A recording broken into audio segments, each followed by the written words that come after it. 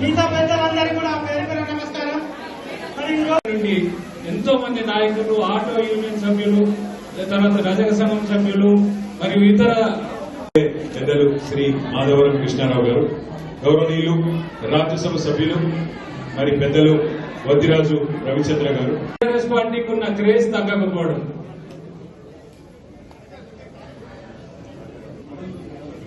మా వేదిక మీద ఉన్నటువంటి పెద్దలు, యువ కిరీటం, యువకుల ఆశా జ్యోతి, యువకుల స్ఫూర్తి మన అన్న కేటీఆర్ గారికి,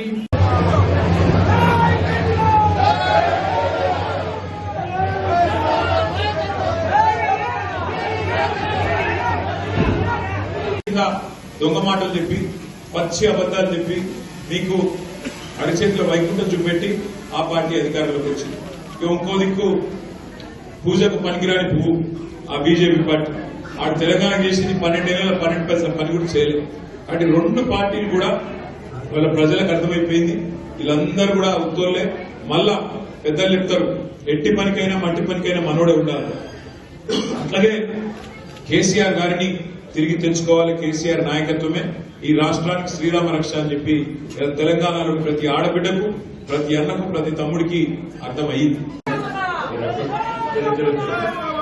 గౌరవనీయులు పెద్దలు మాజీ మంత్రివర్యులు సనత్ నగర్ శాసనసభ్యులు అన్న తలసాని శ్రీనివాస్ యాదవ్ గారు, గౌరవ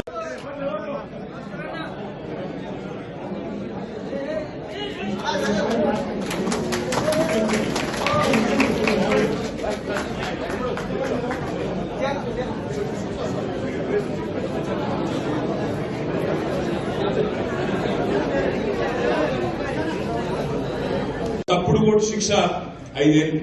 అందుకే నిన్న మొన్న జిల్లాలు తిరిగినట్టు వరంగల్ పోయినా, కామారెడ్డి పోయినా, వేరే జిల్లాలు పోయినా, సిరిసిల్ల పోయినా, కరీంనగర్ పోయినా, అంతటా నేను ఒకటే చెప్పిన, ఏమంటే మీరు గుర్తుపెట్టుకోండి, ఓటేసే ముందు 1-2 సార్లు ఆలోచించుకోవాలి.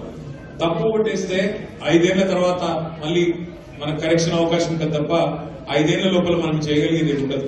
అందుకే ఓటేసేటప్పుడు పైసలకు, కులానికి, మతానికి కాకుండా మనకు ఏ నాయకుడు అయితే కరెక్ట్ మాత్రం గులాబీ జెండానే.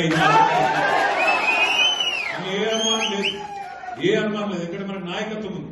శ్రీనివాస్ యాదవ్ గారు, కృష్ణారావు గారు, మన లక్ష్మారెడ్డి గారు, అట్లాగే వివేకానంద్ గారు, బ్రహ్మాండమైన ఎమ్మెల్యేలు సుధీర్ రెడ్డి గారు మనకే ఉన్నారు. కాలేరు వెంకటేష్ గారు, ముఠా గోపాల్ గారు, ఒకరిద్దరు గారు గట్టి నాయకత్వం ఉన్నది. ఎవరైతే వాళ్ళ సొంత పనుల కోసం వెళ్ళిపోయారు.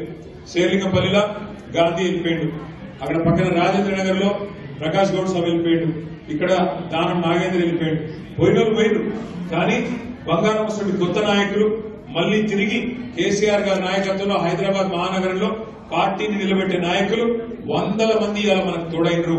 అందుకే ఆ కాన్ఫిడెన్స్ తో నేను చెప్తా ఉన్నా, తప్పకుండా అబద్దమాడి అధికారంలోకి వచ్చిన కాంగ్రెస్ ను, అట్లాగే 12 ఏళ్లుగా 12 పైసలు పనిచేయని బీజేపీని రెండింటికి తప్పకుండా బుద్ధి చెప్పే బాధ్యత హైదరాబాద్ ప్రజలు తీసుకుంటారన్న విశ్వాసం నాకుంది.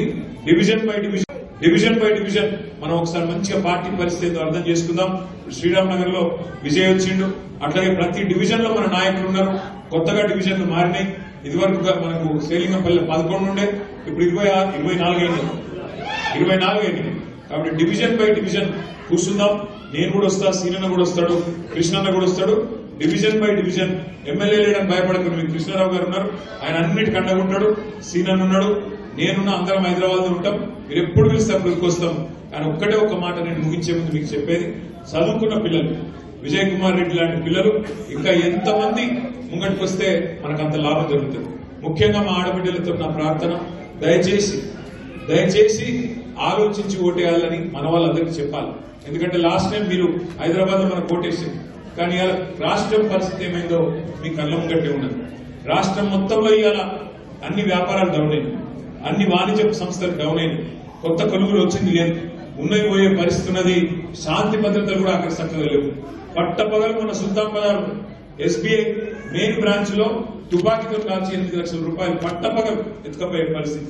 మీ చందానగర్ లో పట్టపగలు జ్యువెలరీ షాప్ మీద దాడి చేసి బంగారం ఎత్తుకపోయే పరిస్థితి. పట్టపగలు మండలు ఎత్తునయ్యాలి. కేసీఆర్ గారు ఉన్నప్పుడు ఎంత పటిష్టంగా హైదరాబాద్ లో శాంతి భద్రతలు ఉండే, ఇవాళ ఏమైంది పరిస్థితి మీ కళ్ళ ముంగట్నే అన్ని తెలుస్తా ఉన్నాయి. కాబట్టి తొందరలో వచ్చే కార్పొరేషన్ ఎన్నికల్లో గులాబీ జెండా ఎగిరేసే దిశగా ఇంకా ఉధృతంగా ముంగడికి పోదాం. డివిజన్ బై డివిజన్ పనిచేసుకుందాం, సిస్టమేటిక్ గా పనిచేద్దాం. ఎందుకంటే కొన్ని మీ ఓపికకు పరీక్ష పెట్టడం చాలా ఆలస్యంగా వచ్చినందుకు మన్నించాలని కోరుతూ, మరి విజయ్ కుమార్ రెడ్డి గారితో పాటు ఇవాళ చేరుతున్న వారికి మనస్ఫూర్తిగా స్వాగతం సుస్వాగతం తెలియజేస్తూ, చదువుకున్న విద్యార్థికులైన మరి విజయ్ కుమార్ రెడ్డి లాంటి నాయకులు మరి పార్టీలో ఉత్సాహంగా పనిచేస్తారంటూ ముందుకు రావడం మనకు తప్పకుండా శుభసూచకం. ఎందుకంటే ఒకవైపు మనకు ఆల్రెడీ పార్టీలో సేలింగపల్లిలో అందరు ఆశ్చర్యపోతా ఉన్నారు. ఎమ్మెల్యే గారు పార్టీ ఇన్స్పెక్ట్ వెళ్ళిపోయాడు, కానీ బహుశా నాకు తెలిసి మొత్తం హైదరాబాద్ లో ఎక్కడ పార్టీ బలంగా ఉందంటే నాకు తెలిసి ఇలా సేలింగపల్లి నంబర్ 1 చేసుకోవాలి. ఎమ్మెల్యే పోతే పోయింది, కానీ ఎమ్మెల్యే పోయినాక పార్టీ అంతా లేచి కూర్చున్నది. ఎమ్మెల్యే వేయడేమో కానీ మొత్తం పార్టీ లేచి కూర్చున్నది. ఏ డివిజన్ కా డివిజన్ 24 మళ్ళా ఈసారి కార్పొరేషన్ ఎన్నికల్లో కొట్లాడే అవకాశం, కొట్టే అవకాశం సేలింగపల్లిలో ఉంది. ఎందుకంటే ఇప్పుడే శ్రీనివాస్ యాదవ్ గారు చెప్పినారు 2 కారణాలు. ఒకటి, మనం పని చేసి ఓటు అడుగుతున్నాం. మనము ఏం పని చేసినామంటే గరీబులకు పని చేసినాం, అట్లాగే ఇటు చదువుకున్న పిల్లలకు కూడా కొలువులు వచ్చినందుకు ఐటీ గాని ఇండస్ట్రీ గాని ఆ పని కూడా చేసినాం. అందుకే మీరు సేలింగపల్లిలో ఏ డివిజన్ కి పోయినా, ఎక్కడికి పోయినా ఇవాళ కేసీఆర్ గారి నాయకత్వంలో మనం చేసిన పని మీకు కళ్ళకు కనబడతా ఉంటుంది.